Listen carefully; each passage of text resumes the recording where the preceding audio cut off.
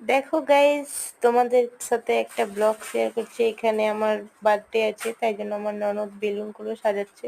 এখানে পাশের বাড়ির ভাই বোনদেরকে ডেকে নিয়েছি। এখানে ঠাম্মা বসে আছে, আর এখানে মা খাওয়ার দাওয়ার দিচ্ছে বার্থডের আয়োজন।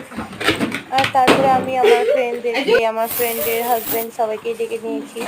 তারপরে আমার কেকটা কাটা হয়ে গেছে, এই যে কাটছে এখন।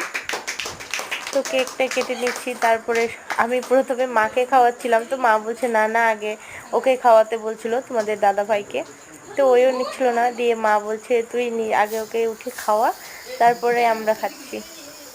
আর ভেবেছিলাম যে আমি তো কোনোবার করি না, এবার প্রথমে লাইফে ফার্স্ট করছি বার্থডে, প্রথমবার।